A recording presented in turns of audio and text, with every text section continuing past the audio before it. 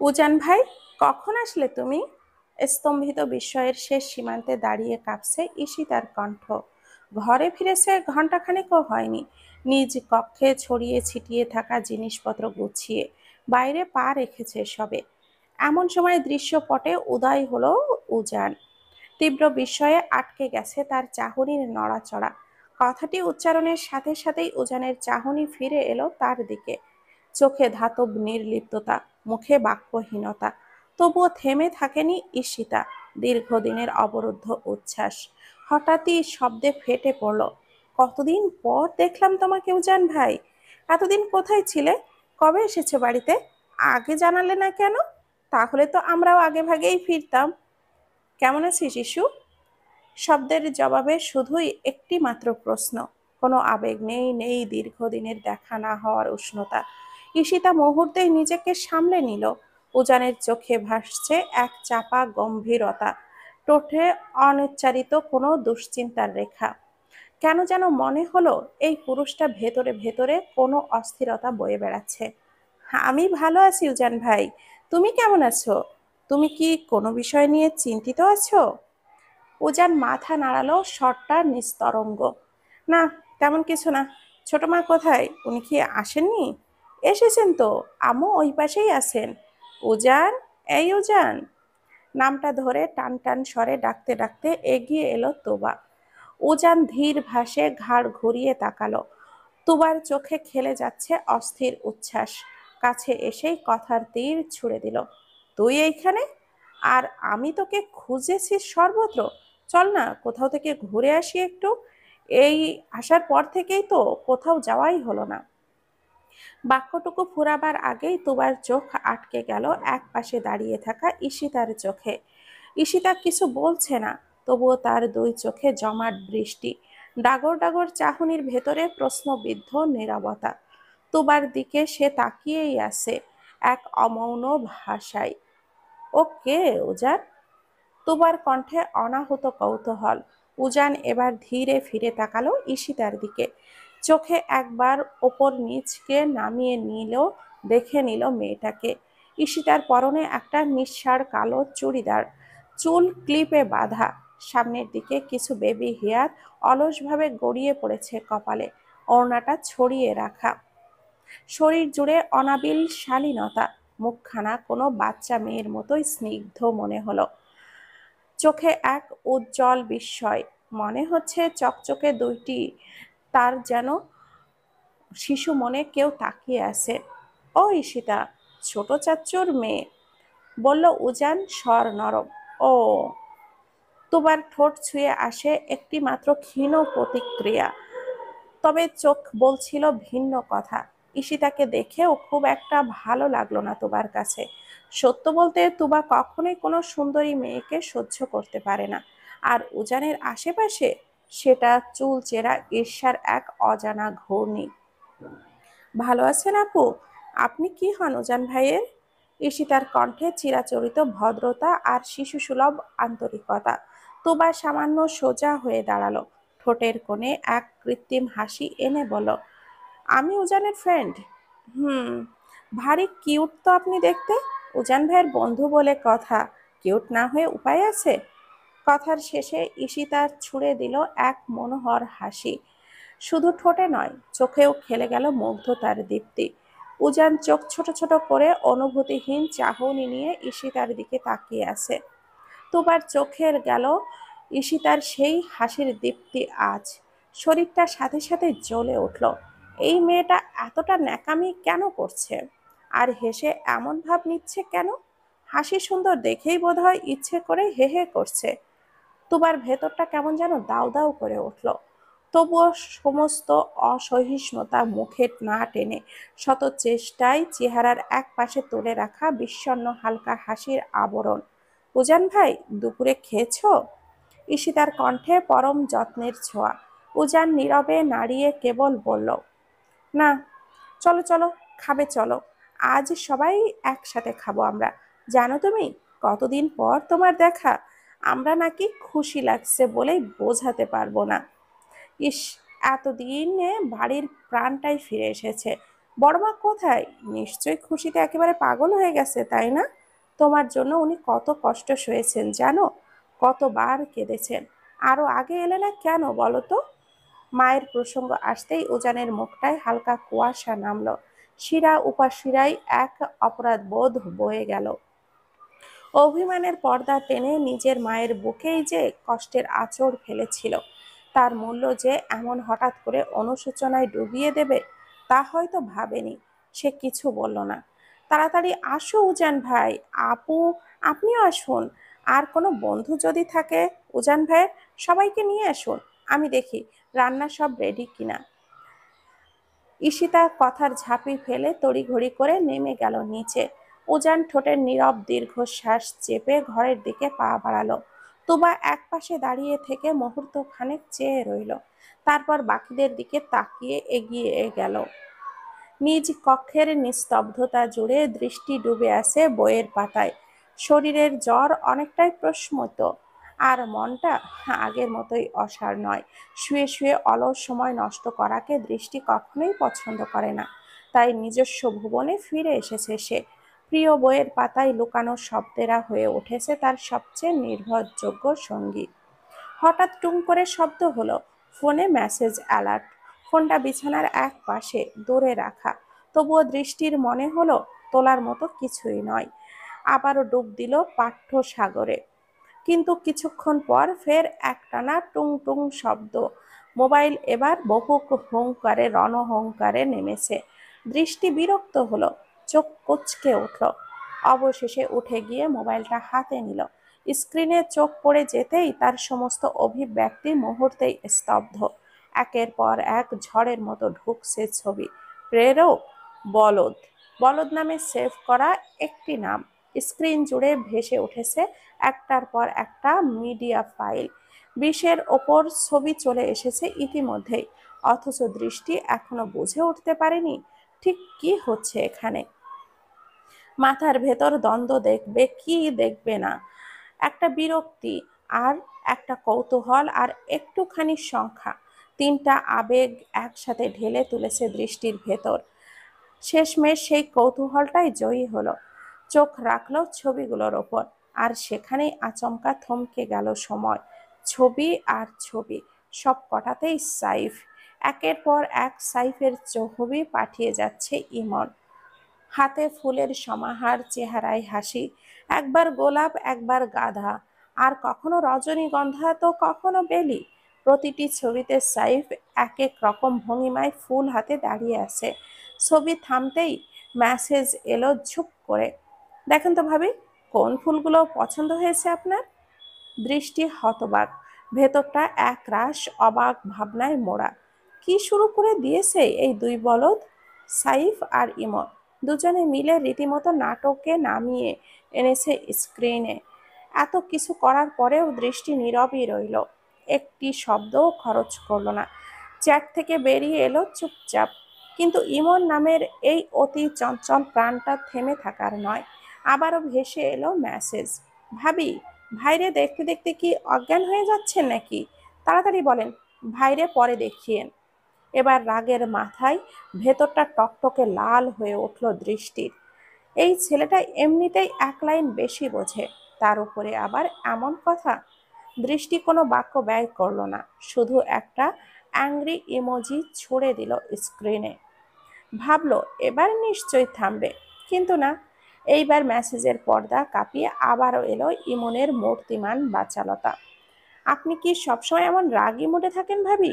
মেয়ে মানুষ তো ফুল দেখে খুশিতে লাফিয়ে ওঠে, আর আপনি দেখি ফুল দেখে অ্যাংরি ইমোজি পাঠাচ্ছেন। চিন্তামগ্ন নিস্তব্ধতায় ডুবে গেল দৃষ্টি। সত্যি তো, একটা ফুল দেখেই তো কি তার উল্লাসে ফেটে পড়া উচিত ছিল। আর মেয়েদের অন্তর্গত হৃদয় চেতনায় ফুলের প্রতি এক অনিবার্য টান থাকে। দৃষ্টির হৃদয়েও সেই মুগ্ধতা সুপ্তভাবে জেগে আছে, তবু বাকিদের মতো প্রকাশে সে অকুত ভয় নয়। আগে অবশ্য কখনো এমন ছিল না সে। সময় একদিন ছিল যখন ফুলের গন্ধেই চোখ বুজে আসতো, রঙে রঙিন হয়ে উঠত তার মুখায়ব। কিন্তু এক রাত, অভিশপ্ত রাত, যেন সবকিছু নিঃশেষ করে দিয়েছে। সঙ্গে নির্ভয়ে দিয়েছে তার কোমল পাপড়ির মতো আত্মাটিকে। এখন এইসব ছেলে মানুষই তাকে মানায় না, মানায় না কোনো উচ্ছ্বাস। ছবিগুলো একবার দেখে নিল নিস্পৃহ ভঙ্গিতে। একটি টকটকে লাল গোলাপের তোড়া সেই ছবিটা দেখে আটকে গেল।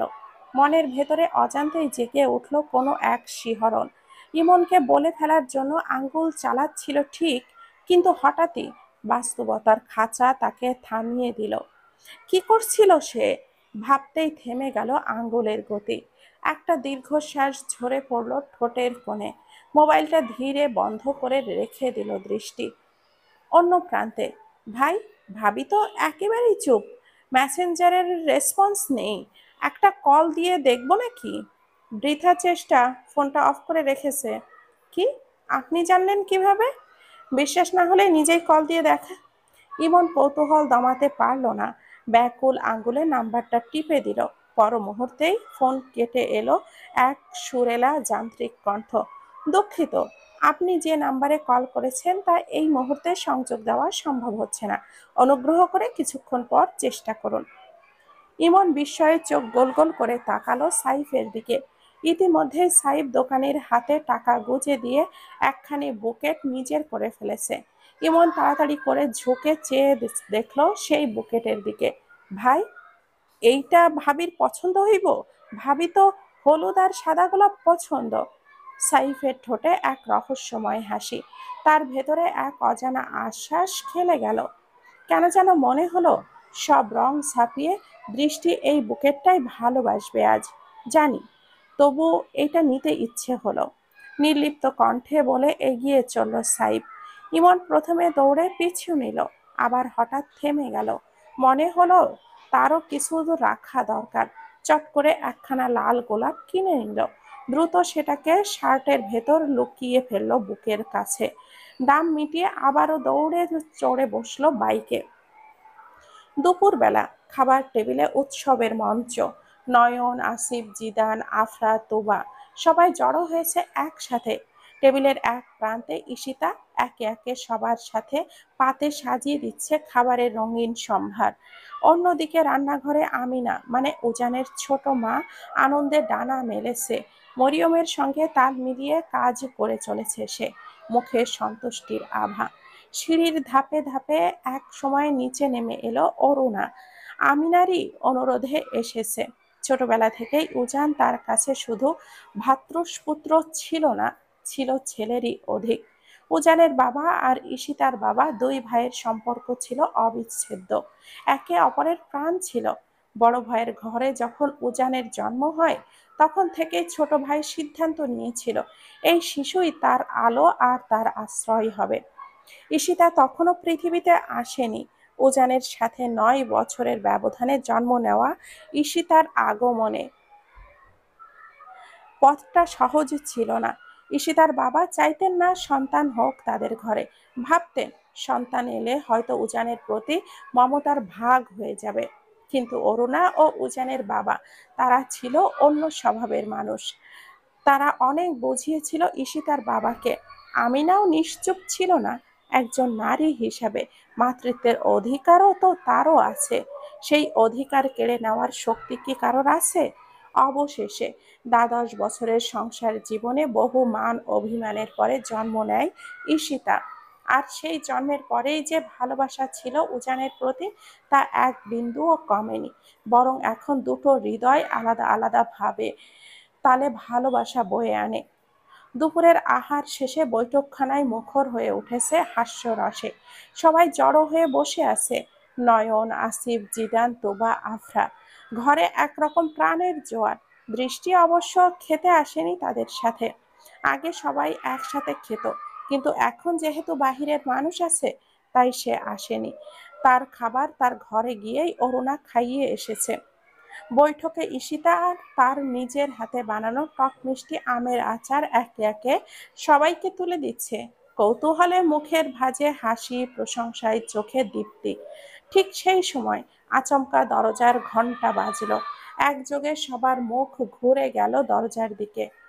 কিছুটা থমকে থাকা মুহূর্তেই ঈশিতা হেসে বলে উঠল, আমি দেখছি কে এসেছে। ওড়নার প্রান্তটা মাথায় ভালো করে টেনে পায়ে পায়ে এগিয়ে গেল ঈশিতা। দরজার দিকে আস্তে করে খুলে দিল দরজার পাট। অপরে দাঁড়িয়ে আছে এক অপরিচিত যুবক। চোখে কৌতূহল, কণ্ঠে শালীন জিজ্ঞাসা। শেখ মাহিরা দৃষ্টি?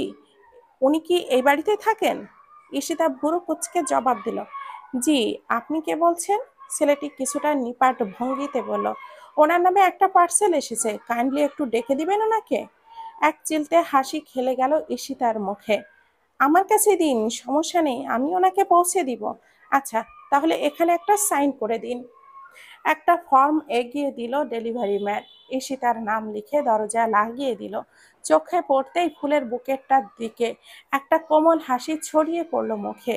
বুঝে ফেলল এটা কার পাঠানো। সাইফ ছাড়া এমন অপ্রত্যাশিত প্রেরণার সাধ্য আর কার।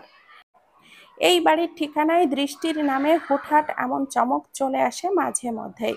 ফুলে ফুলে গড়া একতরফা অপেক্ষা, আর সেগুলো দৃষ্টির হাতে পৌঁছে দেওয়ার দায়িত্ব অলিখিতভাবে ঈশিতার কাঁধেই এসে পড়ে। ফুল হাতে নিয়ে ভেতরে প্রবেশ করতেই মুখে লুকানো হাসি। সেই হাসি দেখে উজান তাকিয়ে বলে, কে এসেছে ইস্যু? ডেলিভারি ম্যান উজান ভাই। দৃষ্টি আপন নামে পার্সেল এসেছে, সাইফ ভাই পাঠিয়েছে বোধহয়। সাইফের নামটুকু শুনতেই দপ করে নিভে গেল উজানের মুখের আলো। এক মুহূর্তে ফ্যাকাশে হয়ে গেল রক্তবর্ণ। বুকের গভীরে এক গোপন মোচড় দিয়ে উঠল, যার ভাষা নেই, নেই কোনো জবাব। চোখ নামিয়ে নিল সে। চোয়াল শক্ত করে কথার তোয়াক্কা না করে উঠে দাঁড়ালো। নীরবে চলে গেল সবার মধ্য থেকে। কেউ তার শূন্যতা বুঝেও কিছু বলার সাহস পেল না। পাশ থেকে কপালে ভাঁজ ফেলে তাকালো আফরা। চোখে অবাক বিস্ময়, কণ্ঠে স্পষ্ট প্রশ্ন, সাইফ? কে সাইফ? ঈশিতা চোখাচোখি না করে সহজ স্বরে জবাব দিল, দৃষ্টি আপুর হাজবেন্ড। আপনারা বসুন, আমি আপুকে দিয়ে আসি। আরো একটাও শব্দ হলো না সেখান থেকে। সরে গেল ঈশিতা। উদ্দেশ্য দৃষ্টির ঘর। ঈশিতা যেতেই ঘর মুহূর্তেই যেন জমে উঠল নিস্তব্ধতায়। কথারা মুখ থুবড়ে পড়ল মাঝপথে। একে একে সবার চোখে বিস্ময় দৃষ্টি বিবাহিত। চোখাচোখি হতে থাকলো। কেউ আর স্বাভাবিক থাকতে পারছে না। এতদিন এখানে থেকেও কেউ বুঝলো না দৃষ্টির নামের পাশে আরেকটা নাম জুড়ে গেছে। তবে আফরার চোখে শুধু বিস্ময় নয়, কিছুটা সন্দেহও আছে। তার ভেতরটা কেমন যেন খচখচ করে উঠল। মনে পড়ে গেল সেই দিনের কলেজের ফাংশনের সেই দৃশ্য। কলেজের সেই সাইফ ছেলেটাই কি দৃষ্টির হাজবেন্ড? আসবো দৃষ্টি আপু? ঈশিতার স্বর কানে যেতেই ধীরে ঘাড় ঘুরিয়ে তাকালো দৃষ্টি। খাটে আধশোয়া অবস্থায় বসে আছে সে। চোখ নিবদ্ধ ছিল ফোনের আলোর দিকেই। কি যেন গভীর অনুসন্ধান চলছিল তার চোখের পাতায়। ঈশিতার ডাকে বাস্তবে ফিরে এসে দ্রুত ফোনটা হাতের আড়ালে ঠেলে রাখল সে। ইস্যু পাখি, আসো আসো, এই যে তোমার জন্য ফুলের বুকেট। ঈশিতা বুকেটটা বাড়িয়ে দিল। চমকে উঠল দৃষ্টি। তার দৃষ্টি স্থির হলো ঈশিতার হাতে ধরা সেই অপরিচিত অথচ চেনা বস্তুর দিকে। না, এ তো অপরিচিত নয়, এ যে সেই লাল বুকেট। মনে পড়ে গেল ইমনের পাঠানো ছবিটার কথা। নিখুঁতভাবে মিলেছে একে একে সব। অথচ কি করে বুঝলো তারা এটিই তার পছন্দ? বিভ্রান্ত দৃষ্টি ডুবে যেতে চাইল প্রশ্নের গভীরে। ঠিক তখনই ঈশিতা বুকেটটা এখানে এনে রাখলো তার কোলের ওপর। এখন আবার প্রশ্ন করো না কে পাঠিয়েছে। সাইফ ভাই ছাড়া আর কারোর পক্ষে এমনটা ভাবা যায়? বলেই এক চিলতে দুষ্টু হাসি নিয়ে দৃষ্টির পাশে বসে পড়ল ঈশিতা। তার চোখে মুখে চিরচেনা উচ্ছ্বাসের ঝলক। এমন একটা লাভার বয়কে তুমি কি করে এভাবে অ্যাভয়েড করো আপু? আমার জন্য যদি এমন করতো, আমি তো আনন্দে পাগল হয়ে যেতাম। ঈশিতার কথায় দৃষ্টির ভাবনার সুতো ছিঁড়ে গেল। গাঢ় চিন্তার পাতার ভাঁজ বন্ধ করে এবার তাকালো মেয়েটার দিকে। অনেক দিন পর দেখা, তবুও চেনা অভিব্যক্তির কোনো প্রত্যয় নেই। এবার অনেকটা দিন ছুটিতে কেটেছে ওদের। তবে আসার পর এখনই দেখা হয়েছে। আসার খবর পেয়েছিল আগেই। তবু শরীরের ক্লান্তি আর জড়তা মিলিয়ে বাইরে বের হওয়া হয়নি আর। দৃষ্টিকে নীরব থাকতে দেখে আবারও বলে উঠল, আহ, যদি আমার ভাগ্যটা তোমার মতো হতো আপু। বলতে না বলতেই দৃষ্টি ঝাঁপিয়ে পড়ল। এক ঝটকায় ঈশিতার মুখটা চেপে ধরল নিজের হাতের তালুতে। চোখে ফুটে উঠল অব্যক্ত এক কান্নার দীপ্তি। সেই ডাগর আখি পল্লবের গভীরে ছিল হাহাকার, এক নীরব চিৎকার। মাথা নেড়ে বারবার না সূচক ইঙ্গিত দিল সে। তারপর ধীরে ধীরে হাতটা সরিয়ে আনলো। অশ্রুত অভিশাপ থামিয়ে দেওয়ার প্রান্ত যেন চেষ্টায় নিমগ্ন। ঈশিতা চুলের উড়ে যাওয়া গোছাগুলো কানের পেছনে আলতো করে গুজে দিল। তারপর দুই হাতে তুলে নিল ঈশিতার নিষ্পাপ গাল জোড়া। তার চোখে চোখ রেখে বলে উঠল, এমন কথা আর কখনো মুখে এনো না ইস্যু। আমার মতো ভাগ্য এই পৃথিবীতে কারোর না হোক। আল্লাহ যে সকল মানুষদের মৃত্যু দিক, তবুও আমার মতো ভাগ্য না দিক। তুমি তুমি খুব ভাগ্যবতী ইস্যু। আমি জানি তোমার কপালে শান্তির অর্ঘ্য রেখেছেন আল্লাহ। একদিন সব আসবে, সবটাই ইনশাআল্লাহ। ঈশিতা হঠাৎ করে ঝাঁপিয়ে পড়ল দৃষ্টির বুকে। দুই বাহু জড়িয়ে ধরে মুখটা গুজে ফেলল তার বুকের মধ্যে। কেন? তুমি তোমার ভাগ্যকে এত ভয় পাও আপু? তুমি দেখতে ঠিক একেবারে রূপকথার পরী। আর সাইব ভাইয়ের মতো এমন একজন স্বামী পেয়ে গেছো যে তোমাকে প্রাণ দিয়ে ভালোবাসে। তাহলে ভয় কিসের এত? দৃষ্টির চোখে ক্লান্ত এক কোমলতা ছড়িয়ে পড়ল। ঈশিতার মাথায় হাত বোলাতে বোলাতে শান্ত কণ্ঠে বলল, সবকিছু জানতে নেই ইস্যু পাখি। কিছু কিছু কথা সময়ের সাথে তোলা থাক। তুমি আরেকটু বড় হও, তখন না হয় জেনো। আর কত বড় হব আপু? আমার তো এখন 18 পেরিয়ে গেছে। তাও তোমার চোখে আমি বাচ্চাই রয়ে গেলাম। অথচ তুমি নিজেই সবে 21। আর কিন্তু তোমার কথাবার্তা শুনলে মনে হয় শতবর্ষী কোনো নানি দাদির কথা বলছে। গাল ফুলিয়ে কথাটা বলে মুখ ঘুরিয়ে বসে রইল ঈশিতা। দৃষ্টি ঠোঁটের অল্প একটু হাসির রেখা টলটল করে উঠল। ঈশিতা অভিমানী মুখ ঘুরিয়ে সরে যেতেই দৃষ্টি এগিয়ে গিয়ে ফুলের বুকেটটা থেকে বেছে নিল দুটি গোলাপ। কোমল যত্নে, ভালোবাসার অনিবার্য স্পর্শে সেগুলো গুজে দিল ঈশিতার কানে। ভারী মিষ্টি লাগছে তোমাকে ইস্যু। ঈশিতা একটু সময় নষ্ট না করে ব্যাকুল হয়ে আরেকটি গোলাপ হাতে তুলে নিল। তারপর সেটি গুজে দিল দৃষ্টির কানে। মুচকি হেসে বলল, তোমার থেকে কম। দুজনেই ফিক করে হেসে দিল। উজান ভাইয়ের সঙ্গে তোমার দেখা হয়েছে আপু? হ্যাঁ, হয়েছে। তোমার বিয়ের ব্যাপারে জানে? আমি কিছু বলিনি, জানে কিনা ঠিক বুঝতে পারছি না। ঈশিতা মুহূর্ত খানেক চুপ করে থাকলো। ভেতরে কোনো এক অদৃশ্য হিসাব নিকাশ করছে। তারপর হঠাৎই দাঁড়িয়ে পড়ল। আচ্ছা, তুমি থাকো, আমি পরে আসছি। আর হ্যাঁ, ফুলের সঙ্গে একটা চিঠিও এসেছে। পড়ে লজ্জায় লাল নীল হয়ে যেও। আমি বরং এখনই যাই। বলে খিলখিলিয়ে হাসতে হাসতে দরজা পেরিয়ে মিলিয়ে গেল ঈশিতা। তার চলে যাওয়া মাত্রই দৃষ্টি হাত বাড়িয়ে তুলে নিল চিঠিটা। নীল খামে মোড়া, ভাষা বহন করে আনা কাগজ খণ্ড। আঙ্গুলের ডগায় তার কাঁপুনি স্পষ্ট। তবুও খামটা খুলে ফেলল। ভেতরে গুটানো শব্দেও কাগজের ভাঁজ খুলে ধীরে ধীরে চোখ রাখল তার ওপর। 20 চন্দ্রিমা। সে যে মোমের আলোয় আপনার অপ্সরা তুল্য চেহারা দেখেছি। এরপর এতদিনেও আর সেই সৌভাগ্য হয়নি সেই বদনখানি দেখার। সেই রাত আমাকে কতটা জ্বালিয়েছে জানেন? ঘুম নয়, নিদ্রাহীন ছটফটে প্রহরগুলো কেটেছে শুধু আপনার মুখ ভেবে। মোমের ম্রিয়মাণ আলোয় আপনার অবয়ব আমাকে নিঃস্ব করেছে। সেই দীপ্তি, সেই রূপ আমার ভেতরে বিষ ঢেলে দিয়েছে। এই যে আপনার চোখের সামনে রাখা ফুলগুলো দেখতে পাচ্ছেন, এই টুকটুকে ফুলগুলো আমার চোখের ফ্যাকাশে হয়ে গেছে। কারণ আমার কাছে আসল ফুল তো আপনি। আপনার রাঙা গাল নবস্ফুটিত গোলাপের কুঁড়ির চেয়েও বেশি স্নিগ্ধ আর কোমল। একবার, শুধু একবার দেখা দিন। আমি যে তৃষ্ণার্ত। আপনার দর্শনেই হয়তো কিছুটা শান্ত হবে আমার উন্মাদ অন্তর। আপনি কি জানেন, রূপ তৃষ্ণার সবচেয়ে বিষাক্ত উপবাস? একটুখানি দেখা দিয়ে যদি সেই বিষ ভাঙাতে পারেন, তবে এই প্রাণ আপনার পায়েই সঁপে দিব। একটুখানি দেখা দিন, শান্তি দিন আমার তৃষ্ণার্ত অন্তরটাকে। ইতি আপনার বিষ পিপাসু। চিঠিটির প্রতিটি শব্দ দৃষ্টির গাল দুটোয় আগুন ধরিয়ে দিল। লজ্জা, আবেশ আর এক অজানা উত্তাপে টকটকে লাল হয়ে উঠল তার মুখ। অথচ চোখে নামল না কাগজ থেকে। আনমনা হয়ে একবার দুবার নয়, নিরবধি পড়তে লাগলো সেই চিঠি। এই লোকটাকে খুব একটা খারাপ লাগে না দৃষ্টির, বরং ভালোই লাগে। তবে সে স্বীকার করতে চায় না কিছুই, নিজের কাছে না, অন্য কারোর কাছেও না। আর ভালো লাগাটা কি সত্যি শুধুই ভালো লাগা, নাকি লুকানো কোনো ভালোবাসা, সেটাও জানে না সে। তবে দৃষ্টির মন জানে, এই সুখ তার জন্য নয়।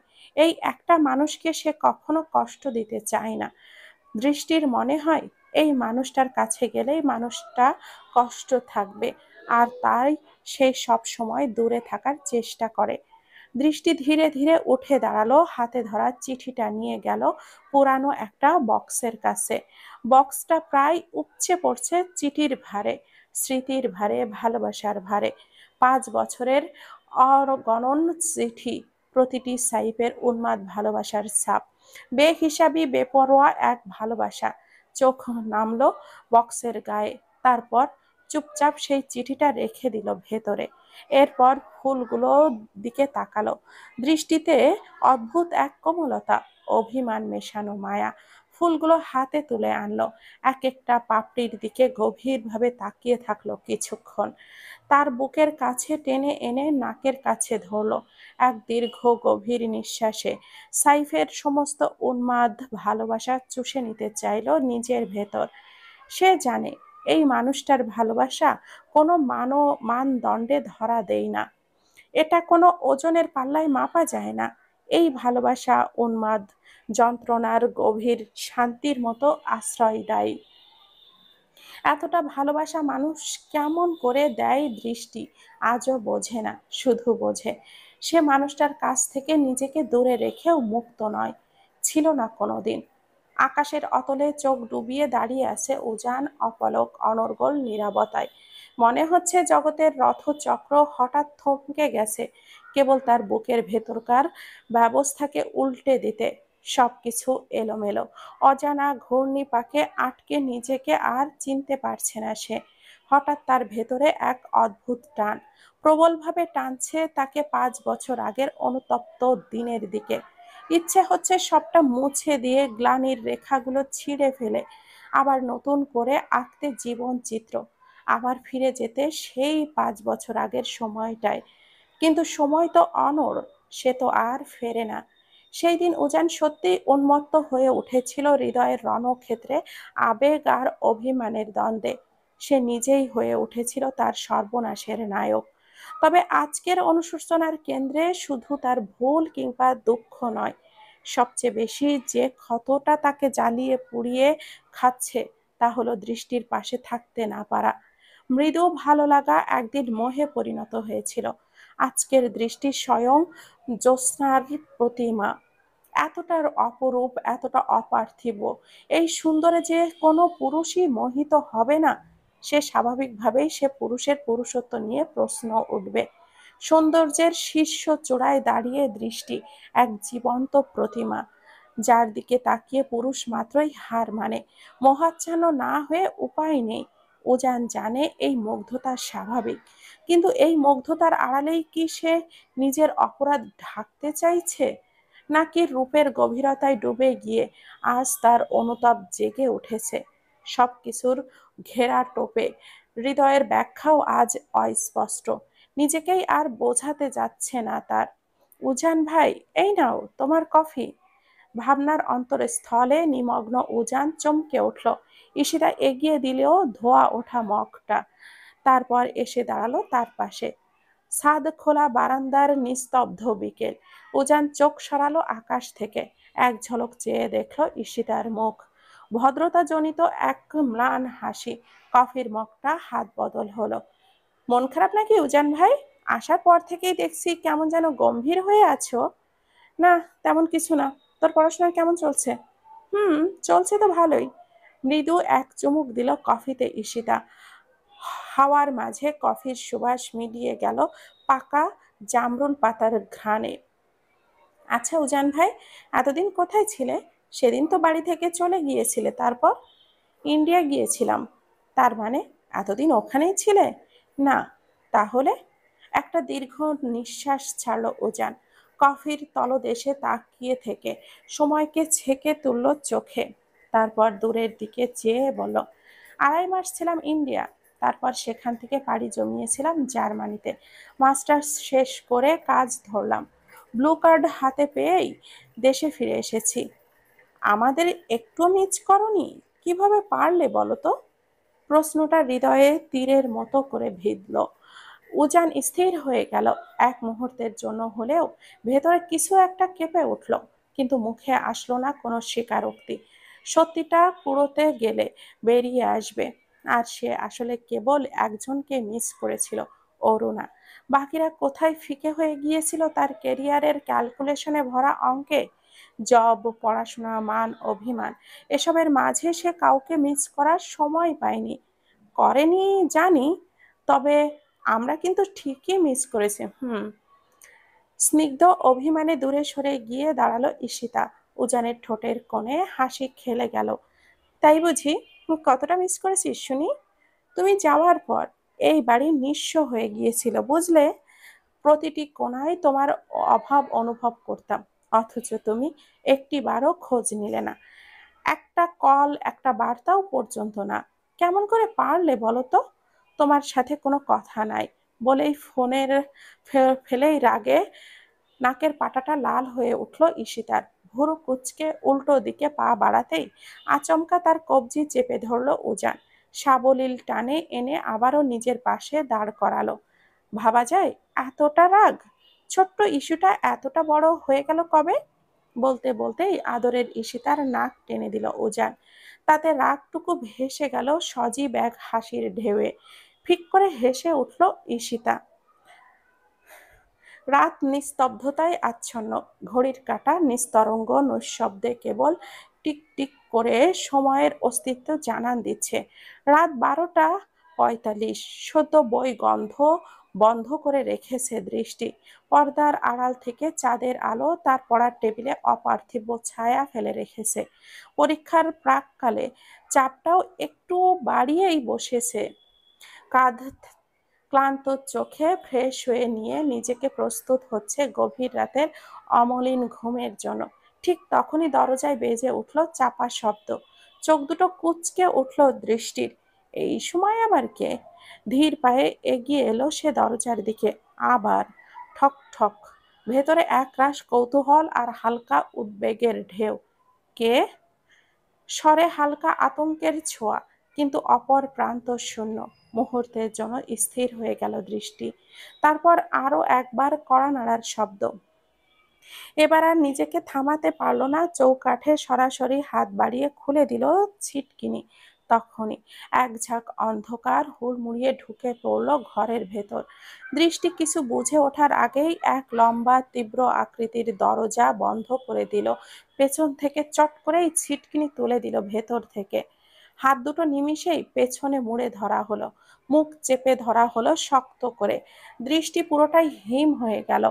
এক হাতে চেপে ধরা মুখ, অন্য হাতে পেছনটা বাঁধা। শরীরটা ঠেলে ধরা হলো দেওয়ালে। চোখ দুটো বিস্ফোরিত, শ্বাস প্রশ্বাস অবরুদ্ধ। আতঙ্কের গন্ধে যেন জ্যামিতিক বিস্ফোরণ তার শরীরে। তবু কোনোভাবে চোখ সরিয়ে চাইল মুখের দিকে। আর তখনই হৃদয়টা থমকে গেল এক ঝটকায়। সাইফ! দৃষ্টির ডাগর চোখে গভীরতায় স্থির হয়ে গেছে সাইফ।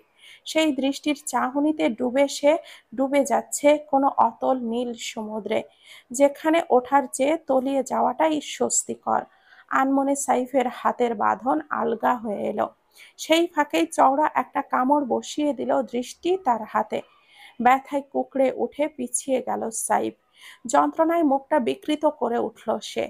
দৃষ্টি ইতিমধ্যেই নিজের শরীরের এলোমেলো কাপড়গুলো গুছিয়ে নিচ্ছে। চোখে তীব্র ক্রোধের ঝলক। সেই চোখে চোখ পড়তেই গলা শুকিয়ে এলো সাইফের। গলাটাই একটা চুমু, শুষ্ক ঢোক। তারপর হোঁচট খাওয়া কণ্ঠে অসহায় স্বরেই বলে ফেলল, এইভাবে তাকাবেন না দৃষ্টি, আমি ভয় পাই, একটু রহম করুন। দৃষ্টি থেমে থাকেনি, দিক থেকে খানিকটা এগিয়ে এসে বজ্র ভঙ্গিমায় দাঁড়ালো। এখানে করছেনটা কি আপনি? এত রাতে চোরের মতো মেয়ে মানুষের ঘরে ঢুকে পড়েছেন? ডাকবো সবাইকে? সাইফের মুখের রেখাও কুটিল এক দৃঢ়তা ফুটে উঠল এবার। সে উঠে দাঁড়িয়ে জবাব ছুড়ে দিল ধাতব গলায়, আপনি আমার বউ, ভুলে যাচ্ছেন নাকি? নিজের বউয়ের কাছে আসবো, তাতে কার কি?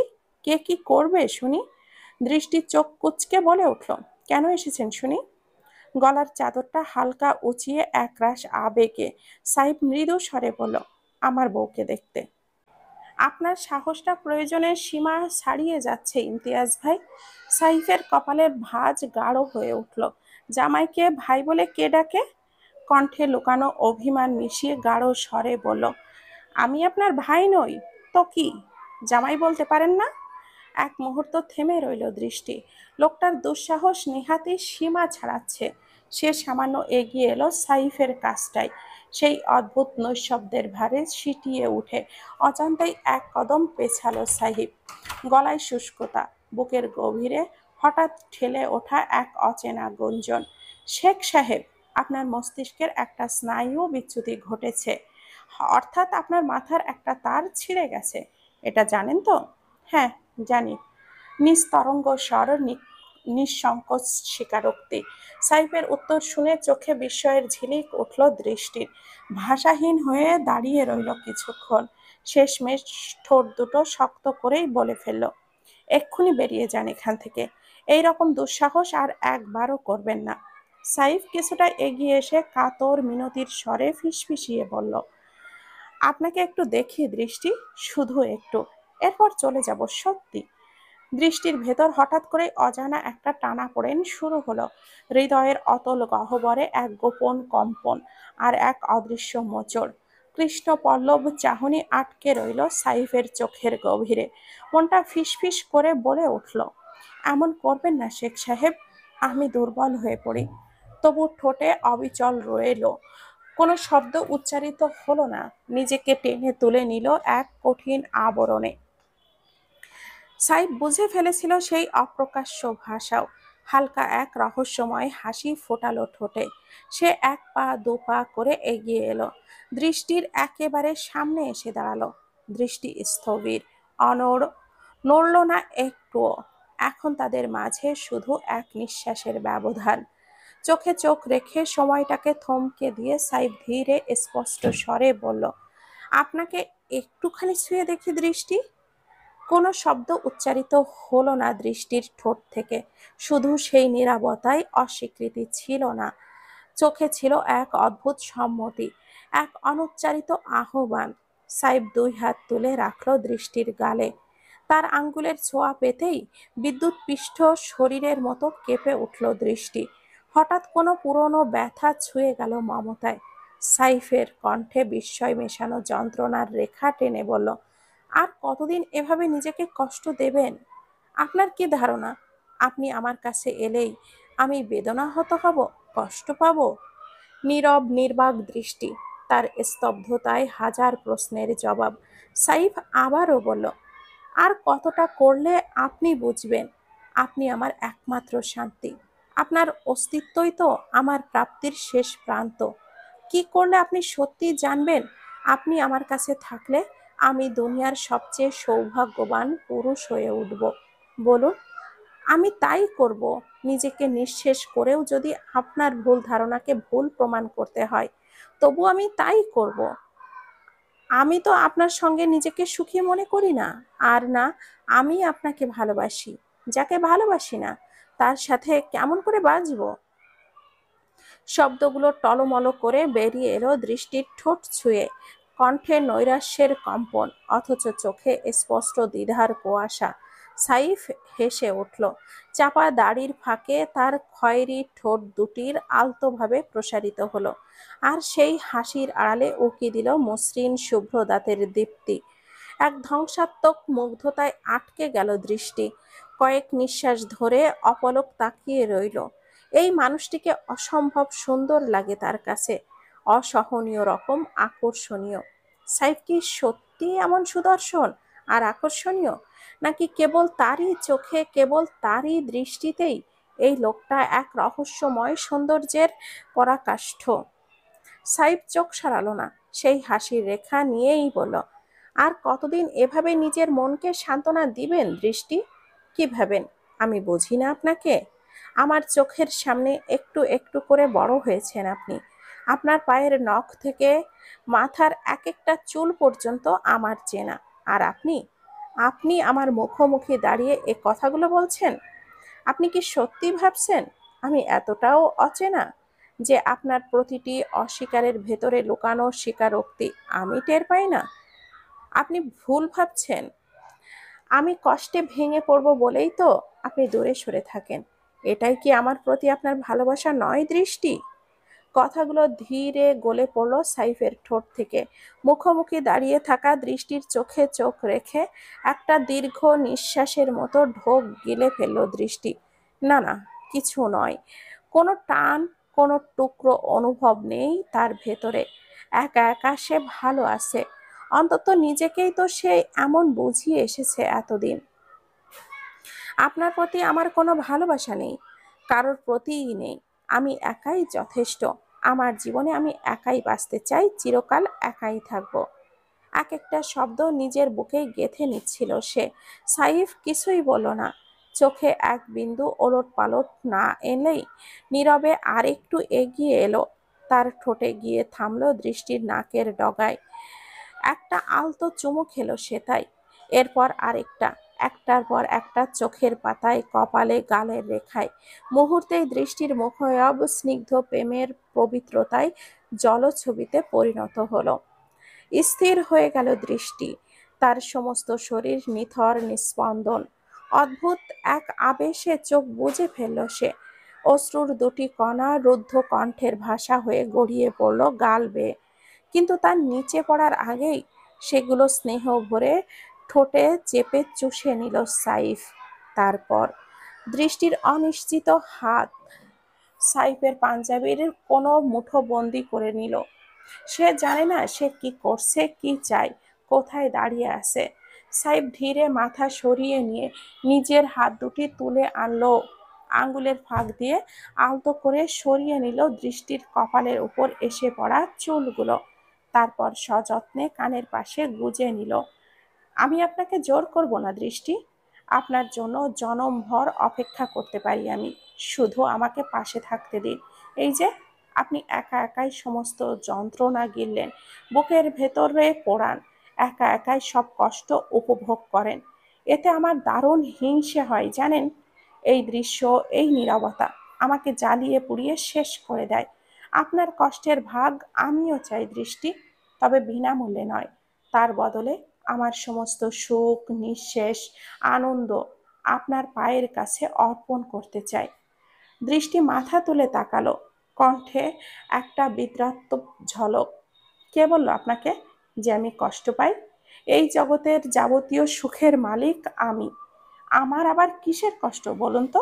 সাইফ একটু ঝুঁকে এসে ফিসফিস করে বলল, একটু জড়িয়ে ধরি আপনাকে। আবারও থমকে গেল দৃষ্টি। আজ কি হয়ে গেছে লোকটার? সাইফ তো এমন নয়, কখনোই এমন নয়। তবু না বলতে পারছে না দৃষ্টি। মস্তিষ্ক থেকে 100 বার বলছে, ঠেলে দাও, সরিয়ে দাও। কিন্তু হৃদয় তার একবারও সেই আদেশ মানল না। বারবার একটা প্রশ্ন এসে গুঁতো দিতে লাগলো, স্ত্রী হয়ে এইটুকুন আবদারও কি সে পূরণে অক্ষম? দৃষ্টির চোখটা বন্ধ করে নিল। আর সেই চুপচাপ সম্মতির ভাষা বুঝেই সাইফ 2 হাতে আগলে নিল তাকে, বুকে জড়িয়ে নিল তার প্রিয়তমাকে। সেই বুকের গভীরে মুখ লুকিয়ে ফুপিয়ে উঠল দৃষ্টি। নতমুখী কান্নায় ভিজে গেল সাইফের বুকের কাছের পাঞ্জাবিটুকু। আশ্চর্য, দৃষ্টি ভাবতেই পারছে না সে আবার কবে থেকে এতটা ভঙ্গুর আর দুর্বল হয়ে উঠেছে। সাইফের চোখেও বোধহয় 2 ফোঁটা অশ্রু ঠিকরে পড়ছিল। তবে সাইফ তা মেনে নিল না। পুরুষ তো কাঁদে না, অন্তত সমাজের চোখে কাঁদা তাদের সাজে না। কয়েক মুহূর্ত নিঃশ্বাস থামা সেই নীরবতায় দাঁড়িয়ে থাকলো দুজন। দৃষ্টি সাইফের বুকে গভীরে মুখ লুকিয়ে রেখেই ছিল। কিন্তু হঠাৎ মনে পড়ল নিজের সযত্নে গড়ে তোলা প্রাচীর। মাথা তুলল সে। দুই চোখ জলে টলমল, তবুও গম্ভীর। সাইফের বুকে এক হালকা ধাক্কা দিয়ে সরিয়ে দিল। পেছনে এক ধাপ গিয়ে দাঁড়ালো সে। তারপর হাত দিয়ে তাড়াতাড়ি করে চোখ মুখ মুছে ফেলল, যেন কান্না বলে কিছু কখনোই ছিল না। তারপর সেই অচেনা কাঁপা কাঁপা কণ্ঠের বদলে চেনা কঠোর স্বর ছুড়ে দিল সাইফের দিকে, এখনই বের হন এখান থেকে, নইলে সবাইকে ডেকে এনে এমন এক ধোলাই দেব, আমিও স্মৃতি থেকে মুছে যাব আপনার। সাইফ হালকা হেসে বলল, গিরগিটিরও এত রং পাল্টানোর ক্ষমতা নেই, আপনার যা আছে। এক্সকিউজ মি, আমি গিরগিটি? 1 মিনিট দাঁড়ান শেখ সাহেব, এখন আপনাকে আমার আসল রংটা দেখাই। চোখ দুটো চকচক করে উঠল দৃষ্টির। পাশের দরজাটার কোল ঘেঁষে রাখা মোটা লাঠিটা হঠাৎই চোখে পড়তেই সে হুড়মুড়িয়ে গিয়ে সেটা তুলে নিল হাতে। মুহূর্তেই সেই কোমল মুখটা থেকে মুছে গেল আবেগের ছাপ। চোখে এক দৃষ্টে ঝলসে উঠল বিদ্যুৎ। বের হবেন নাকি পিটিয়ে বার করব আপনাকে? সাইফ চোখের পলকে পরিস্থিতির মর্ম বুঝে ফেলল। লাঠির হুমকি একেবারে নিছকই নাটক নয়, এই রমণী সত্যি কিছু করে ফেলতে পারে। নিজের একটুখানি দুর্বলতা প্রকাশ করে দিয়েছে, সেটা ঢাকার জন্য হলেও আজ সাইফের হাড্ডি ভাঙতে পারে। তাই একটু দূরে সরে গিয়ে আত্মরক্ষার চেষ্টা করলো সাইফ। ঠিক তখনই দরজায় হালকা কড়া নাড়ার শব্দ। সেই শব্দের ফাঁক গলে বাহির থেকে ভেসে এলো ইমনের চাপা গলা, ভাই, বাকি রোমান্স পরে কইরেন, এখন তাড়াতাড়ি বের হন, ধরা পড়লে ইজ্জতের দফা রফা হয়ে যাবে। সাইফের মুখে এক পশলা আতঙ্ক, এক ফোঁটা লজ্জা। আর ঠিক তখনই দৃষ্টি রক্তচক্ষু নিয়ে এগিয়ে এলো, হাতে মোটা লাঠি। লাঠির ভয়ে হালকা ঘাম নামলো তার কপাল বেয়ে। আর কিছু না ভেবে সাইফ সিটকিনিটা খুলে হুড়মুড় করে বেরিয়ে গেল। বাইরে দাঁড়িয়ে থাকা ইমনের ওপরে গিয়েই হুমড়ি খেয়ে পড়ল সে। ইমন হতবাক, যার নামে পুরো পাড়া কাঁপে, সেই সাইফ কিনা নিজের বইয়ের কাছ থেকে লাঠির ভয়ে পালাচ্ছে। এই দেখে ইমন চোখ কুঁচকে বলেই ফেলল, এ যে দেখি বাঘ নয় ভাই, ঘরে ঢুকলেই বিড়াল। তখনই দৃষ্টির মাথায় আঁচল টেনে গম্ভীর মুখে সামনে এসে দাঁড়ালো, দরজার সামনে, চোখে লেলিহান অগ্নি। আর যদি আপনাদের দুজনকে এই বাড়ির আশেপাশেও দেখি না, লোক ভাড়া করে মায়ের খাওয়াবো। তা দেখেই ইমন ফিসফিস করে বলে উঠল, ইস ভাই, আপনার কপালই খারাপ। সাইফ ইমনের ফিসফিসানির মাঝে ঘরের অন্ধকার পুড়ে পায়ের ধাক্কায় হেঁটে এলো আরেক বিপর্যয়, মরিয়ম। ঘুমে ঢুলুঢুলু চোখ, এলোমেলো চুল, আধ খোলা মুখে হাই তুলতে তুলতে সে বেরিয়ে এলো করিডোরে। তা দেখেই দুজনে থম মেরে গেল। দূর থেকে তাদের ফিসফিসানির আওয়াজে হঠাৎ করেই মরিয়মের ঘুমটা ছুটে গেল। চোখ কুঁচকে তাকালো সামনের দৃশ্যের দিকে। ধোঁয়াশার ভেতর ঝাপসা দুই অবয়ব। মরিয়ম হঠাৎ দুই চোখ বিস্ফোরিত করে চিৎকার করে উঠল, চোর চোর চোর! তার চিৎকারে বাড়ির গায়ে ভূমিকম্প নামলো। দৃষ্টির মুখও ফ্যাকাশে মরিয়মের গগন বিদারী চিৎকারে। নিজেই কিছুক্ষণের জন্য বোকা বনে গেল। ইমন কিছু না বুঝেই আগে ভাগে ছুটে পালিয়ে গেল। সাইফও দৌড় দিতে গিয়েছিল, কিন্তু থেমে গেল হঠাৎ। একবার ফিরে তাকালো দৃষ্টির দিকে, হুট করে আনমনা হতভম্ব হয়ে গেল, গালে ভাসিয়ে দিল এক চুমো। তারপর এক ঝলক হাসি দিয়ে মুহূর্তেই উধাও। দৃষ্টি তাকিয়ে রইল স্থির চোখে, হতভম্ব, বাকরুদ্ধ, হতাশা আর আশ্চর্যের এক বিশ্রী সংমিশ্রণে। মনে মনে বলতে লাগলো, এই লোককে পরের বার হাতের কাছে পেলেই মাথাটা কেটে ফেলবো। মরিয়মের হাঁক ডাকে পুরো বাড়ি গমগম করে উঠল। গেটের কাছে দাঁড়িয়েছিল ঈশিতা। তার মুখভঙ্গি অতিরিক্ত স্বাভাবিক, কারণ ভালো করেই জানে সে এই মাঝরাতে দৌড়ঝাঁপের আসল রহস্য। মূলত এই রাত্রিকালীন অভিযানের সহায়ক হয়ে ওঠার কৃতিত্ব হচ্ছে তারই। চুপিসারে সাইফ আর ইমনকে ঢুকতে দিয়েছিল সে। আর যখন সে নিজে না থাকে, তখন সাইফের জন্য গেটের এক্সট্রা চাবিটাও সযত্নে রেখে দেয়। সাইফ, ইমন যখন মরিয়মের চিৎকারে বের হয়ে আসছিল, তখনই ঈশিতা তাদের দ্রুত গেটের বাইরে পাঠিয়ে দিল। তারপর গেটটা লাগিয়ে নিজেও কিছুই জানে না এমন ভাব করে ছুট লাগালো। এদিকে মরিয়ম এখনো উত্তাল, চোর! আমি নিজের চোখে চোর দেখেছি। দৃষ্টি আম্মার ঘরের সামনে দাঁড়াইয়া আসিল। দৃষ্টি একটু এগিয়ে এসে বলল, কি হয়েছে খালা, এমন গলা ছিঁড়ে ফেলতেছো কেন? মরিয়ম হাঁপাতে হাঁপাতে বলল, দৃষ্টি আম্মা, তোমার দরজার সামনে দাঁড়াইয়া আসিল দুইজন মানুষ, আমি নিজ চোখে দেখছি, চোর, নিশ্চিত চোর। দৃষ্টি আরেকটু সামনে এলো, মুখভঙ্গি একেবারে নিরুত্তাপ। কই চোর? আমি তো কাউকে দেখিনি, ঘরের বাইরে একটু শব্দ শুনে বের হয়েছিলাম, কিছুই তো পাইনি। মরিয়ম চোখ কুঁচকে তাকালো দৃষ্টির দিকে, সন্দেহে ঠোঁট চেপে ধরল। কিন্তু আমি দেখেছি, সত্যি বলতাছি। উজান ছুটে এলো পূর্ব দিকের করিডোর থেকে, যেহেতু তার কক্ষ সবচেয়ে নিকটবর্তী। নিঃশ্বাসের তাড়া ও কণ্ঠে উদ্বেগের কম্পন। কি হয়েছে খালা, কোথায় চোর? মরিয়ম কাঁপা কাঁপা গলায় বলে উঠল, আমি নিজ চোখে দেখলাম উজান বাবা, এইখানে চোর ছিল, এখন কোথায় গেল আল্লাহ জানে। চোর দেখেছো তুমি? মরিয়ম হঠাৎ একটু দ্বিধায় পড়ে গেল। ঝাপসা দেখেছে, ঠিকঠাক মুখ মনে নেই, তবে ঘটনাটা যে ঘটেছে তাতে সন্দেহ নেই। তার ঠিক পর মুহূর্তেই ঈশিতা উঠে এলো সিঁড়ি ভেঙে। কোথায় চোর? সবকিছুই তো নিখুঁত অবস্থায় আছে, দরজা জানালা গেট সব তালা আটা, আমি নিজেই যাচাই করে এলাম। এখন তো মনে হচ্ছে চোর হয়তো মেঘ ছুঁয়ে আকাশ পথেই গেছে। ঈশিতার কথার মাঝে দৃষ্টি তাকালো তার চোখের গভীরে। শব্দের পেছনে যে ইঙ্গিত তাতে স্পষ্ট, নাটকের সুতো বোনা হয়েছে এখান থেকেই। ঈশিতা হঠাৎই এক চোখ টিপে দিল দৃষ্টির দিকে তাকিয়ে, ষড়যন্ত্রের অদৃশ্য ছিলমোহর বসালো। দৃষ্টি দীর্ঘ নিঃশ্বাসে স্বস্তি গিলে নিয়ে মরিয়মকে কোমল কণ্ঠে শান্ত করলো, পাঠিয়ে দিল তার কক্ষে। উজান একবার তাকালো দৃষ্টির দিকে, আবার ঈশিতার দিকে, তার চোখে একরাশ সম্ভাব্য সন্দেহের ছায়া। কি বুঝলো সে? কে জানে। নির্বাক নিস্তব্ধতার বুক চিরে আচমকায় অন্ধকার কক্ষে জ্বলে উঠল একটি একাকী মোমবাতি। মোমের কম্পমান শিখায় উদ্ভাসিত হলো একজোড়া উজ্জ্বল ভরা দন্তপঙ্কিতি, যার বিস্তৃতি হাসিতে লুকিয়ে আছে এক মায়াবী বিভীষিকা। পায়ের শব্দ লুকিয়ে ব্যক্তিটি ধীরে ধীরে এগিয়ে এলো আয়নার সামনে। আয়নার প্রতিবিম্বে সেই মোমের আলোয় ফুটে উঠল একটি ছবি, তুলে আনা হলো নিঃসাড় হাতে।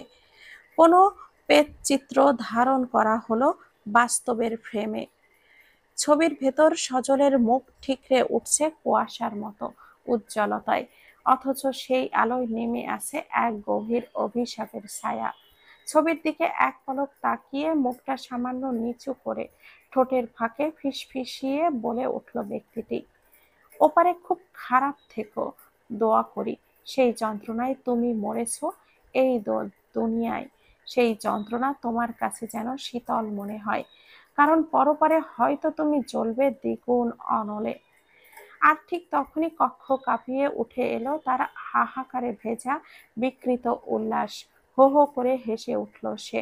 সেই আহাকার ভেজা হাসির অভিঘাত এমনই ভয়ানক ছিল যে যদি সেখানে কেউ উপস্থিত থাকতো তবে নিশ্চিত তার শ্বাস থেমে যেত আতঙ্কের নিঃশ্বাসে।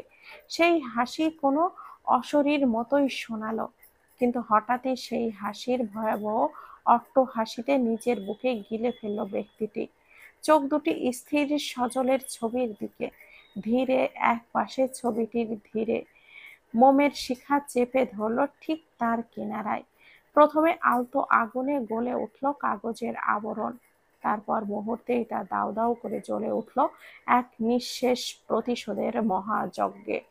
ছবির রেখার সঙ্গে পুড়ে গেল কারোর অস্তিত্ব, যার নাম ছিল সজল। অন্তিম ছায়ের উষ্ণতা ব্যক্তিটি পায়ের নিচে পিষে দিল নীরবে। আগুনের গর্ভ চাপে পড়ে গেল, শেষ অভিশাপকেও নির্মমভাবে ধ্বংস করলো। আয়নার সামনে আবারও দাঁড়ালো সে, এইবারের চাহনিতে নিজেকেই খুঁজে পেল বিভৎস রূপে, এক বিকৃত বিকলাঙ্গ আত্মার সঙ্গী। ঠোঁটের কোণে টেনে তুলল আরেক দানবীয় হাসি, তারপর এক ফু দিয়ে নিভিয়ে দিল শেষ আশার আলো মোমটা। আর মুহূর্তেই কক্ষটা ডুবে গেল অতল এক অন্ধকারে। সকাল সকাল ক্লাবের উদ্দেশ্যে ঘর থেকে বের হলো সাইফ। আজ এক জরুরি বৈঠক আছে। এই এলাকার নাম মায়াপুর। দারুণ বিস্তৃত মায়াপুর একটা অদ্ভুত গড়নের জনপদ, আধা শহরে আধা মাটির গন্ধে পোড়া গ্রাম্য প্রাণ। এই বৈচিত্র্যময় এলাকায় সাইফের পরিচয় শুধুই চেয়ারম্যানের সন্তান বলেই সীমাবদ্ধ নয়, সে এই জনপদের ছাত্র সংগঠনের দলনেতা, মেধাবী ছাত্র হওয়ার পাশাপাশি কৌশলী সংগঠক সাইফ। আর তার চেয়ে বড় কথা, জন্মসূত্রে নেতৃত্বের রন্ধ্রে রন্ধ্রে গড়া ছাপ তার মাঝেই। ছোট থেকেই তার চারপাশে জমে উঠেছে ভক্তিময় ভিড়। ক্ষেত্র বিশেষ তার চরিত্র কেমন যেন বদলে যায়, মাঝে মাঝে ভীষণ গম্ভীর, আবার মাঝে মাঝে খুব সাবলীল হাসি খুশি একটা ছেলে। হঠাৎ নিজের মন মস্তিষ্ক কন্ট্রোল করে ফেলা তার বাঁ হাতের কাজ। এই জন্যই এলাকার ছেলেরা চোখ বুজে বিশ্বাস করে তাকে, সকলের দারুণ ভক্ত তার। ছোটবেলা থেকেই সাইফ বুকে লালন করেছে একটা স্বপ্ন, মায়াপুরকে গড়তে হবে অন্য রকম করে। এই জনপদের রাজনীতিতে রাজনৈতিক দল থাকলেও বাস্তব রূপ দাঁড় করায় ছাত্র সংগঠক। তবে এই শক্ত ভিত গড়া ছাত্র সংগঠন নিয়ে রাজনৈতিক অঙ্গনে ক্ষোভের আগুন দাউ দাউ করে জ্বলছে বহুদিন ধরেই। বিভিন্ন প্রভাবশালী দলগুলোর কাছে এরা এক বিপজ্জনক কাঁটা। কারণ এই ছেলেপুলেদের জন্য মায়াপুরে প্রকৃত অর্থে কেউই একত্র রাজত্ব কায়েম করতে পারে না। সরকার নির্ধারিত 0.5% উন্নয়নমূলক প্রকল্প, সে শিক্ষার হোক কিংবা স্বাস্থ্যের হোক, সবকিছুই ভাগই বাস্তবায়ন করতে হয় এই সংগঠনের তদারকিতে। আর তখন সংগঠনটি কোনো দলের প্রতি আনুগত্য নয়, আনুগত্য প্রসূত, বরং জনমতের প্রয়োজনে নিরপেক্ষ পথ বেছে নেয়। এখানেই যত বিষ। তাই একের পর এক দল চেষ্টা করছে প্রলোভন, ভয়, ভীতি, কৌশল কিংবা আর্থিক পৃষ্ঠপোষকতার মাধ্যমে এই সংগঠনের রাশ নিজেদের হাতে আনতে। কিন্তু এখানেই ভরসার জায়গা মায়াপুরবাসীর। তারা জানে রাজনৈতিক পতাকার নিচে ঢুকলেই শুরু হবে ভাগাভাগি, আর ভাগাভাগি মানেই দুর্নীতির কষাঘাত। তাই জনসাধারণ নিজেদের অবস্থান থেকে সরতে নারাজ। তারা চায় না ছাত্র সংগঠন দলীয় হোক, তারা চায় এটি থাকুক জনগণের প্রতিনিধি হয়ে। আজকের বৈঠকের বিষয় খুবই স্পর্শকাতর। মায়াপুরের দক্ষিণ প্রান্তে ছড়িয়ে থাকা বিস্তৃত এক বালুকা মাঠ নিয়ে। এখানে প্রতিদিন ছেলে পুলে খেলাধুলা করে, আর কিছু গরিব মানুষের ছোটখাটো দোকান দিয়ে নিজেদের পেট চালায়। সেই দোকান দিয়েই তাদের সংসার চলে। সেই মাঠকে ঘিরেই এখন জমে উঠেছে ধূর্ত হায়েনার আসর। চকচকে শহরে মুখোশের আড়ালে কিছু প্রভাবশালী দৃষ্টিপাত করেছে এই নিভৃত মাঠের দিকে। পরিকল্পনা, গার্মেন্টস নির্মাণ, আর মুখে বলি এলাকার গরিবদের কর্মসংস্থান করে দিবে। কিন্তু বাস্তবে ছদ্মবেশে জমি দখলের নগ্ন আয়োজন। গার্মেন্টসের নাম করে গোপনে জমি কেনা বেচা ইতিমধ্যে শুরু হয়ে গেছে। নেপথ্যে হাত বদলের প্রস্তুতি চলছে, এবং বলা বাহুল্য এখানে কেবল একটি কারখানা নয়, উঠবে একটি দানবের কঙ্কাল, যা গিলে ফেলবে গরিবের দোকান, খেলাধুলার প্রান্তর। কিন্তু ছাত্র সংগঠনের ছেলেরা খবর পেয়ে গেছে অনেক আগে। আই তাই তথাকথিত গার্মেন্টস প্রকল্প আড়ালে জমি কিনে ধীরে ধীরে তা হস্তান্তরের চুক্তি হয়ে গিয়েছে বহিরাগত ব্যবসায়ীদের হাতে। আজকের এই বৈঠকে সেই মাঠ নিয়ে আলোচনায় বসবে সবাই। সাইফ এখানকার মুখ্য কণ্ঠস্বর, তার পাশে থাকবে ছাত্র সংগঠনের সকল ছেলেরা, আর উপস্থিত থাকবে এলাকার চেয়ারম্যান আর মেম্বার। প্রতিপক্ষ রাজনৈতিক দলের প্রতিনিধি থেকে শুরু করে কিছু কিছু বিত্তশালী ভূমিখোর আছে। বাড়ির চৌকাঠ পেরোতেই ইমনের নেতৃত্বে কয়েকজন তরুণ উঠে এলো সামনে। ভগ্ন সুরে বলল, ভাই, আজকে কিছু একটা গড়বড় হইতে পারে মনে হচ্ছে।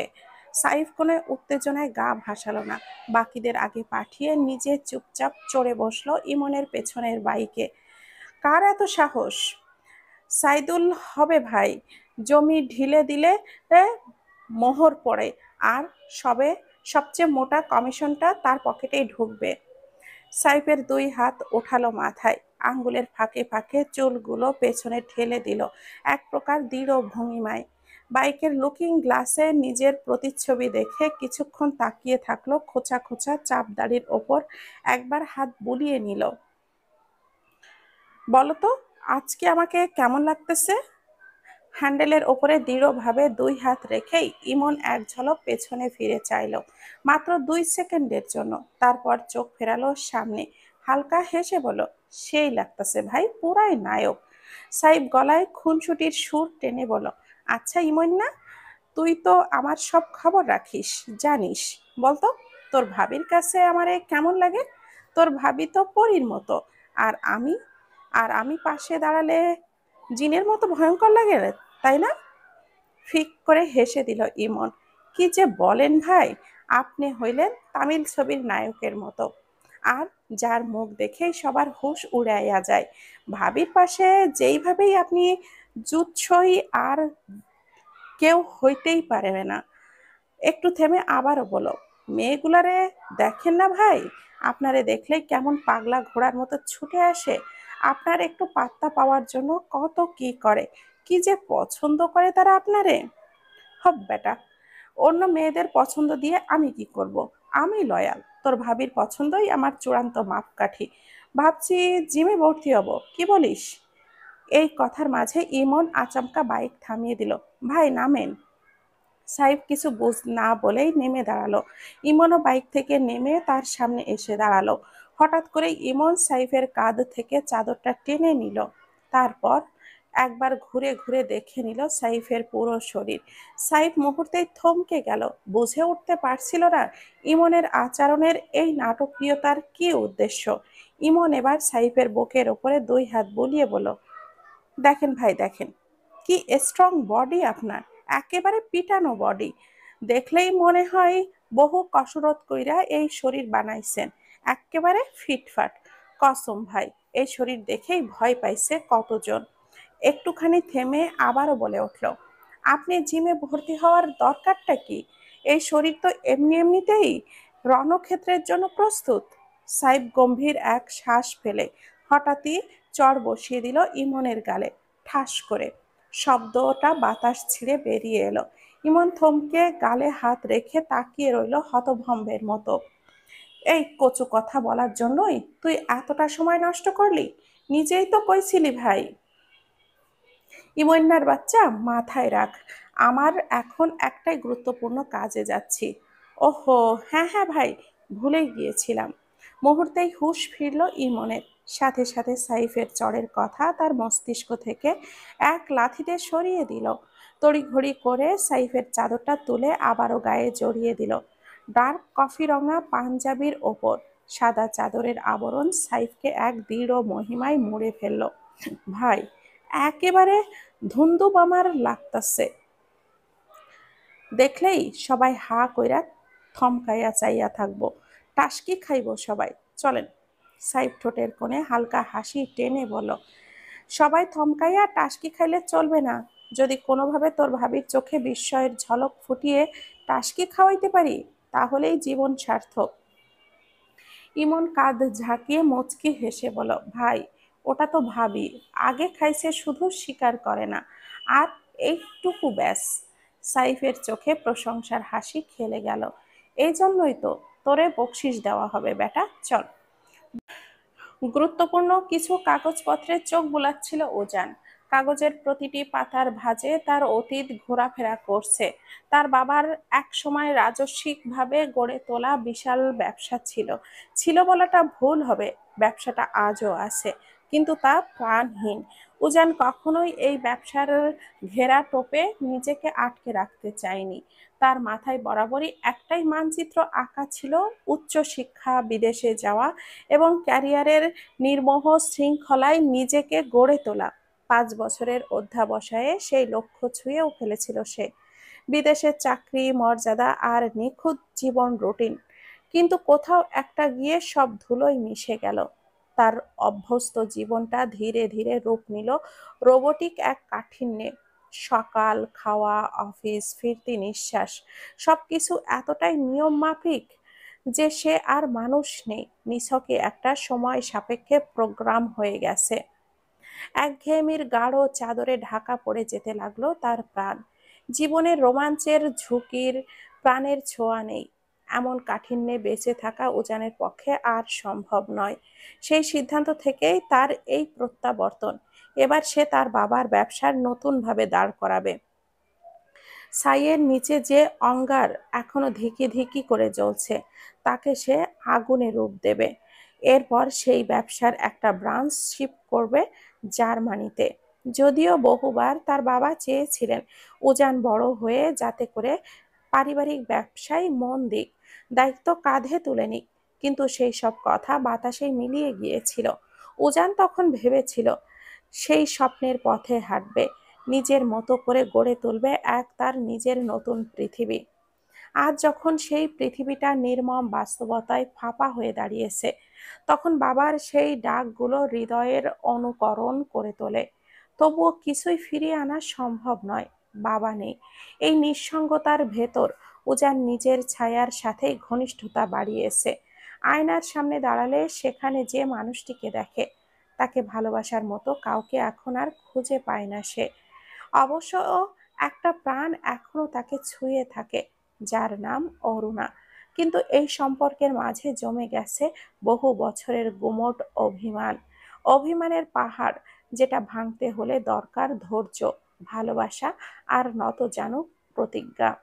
তবু উজান ভাবছে এখনো সবকিছু শেষ হয়নি, সময় এখনো আছে। জীবন তাকে এই ভাঙনের প্রান্তে এনে দাঁড় করিয়ে নীরব এক শিক্ষা দিচ্ছে।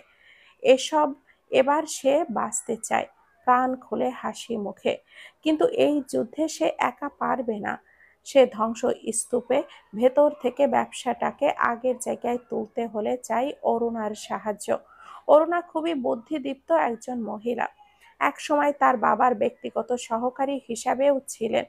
তাই আপাতত অরুণার বিকল্প আর কেউ নেই। তবে সমস্যাটা একটাই, অরুণাকে রাজি করাতে হবে।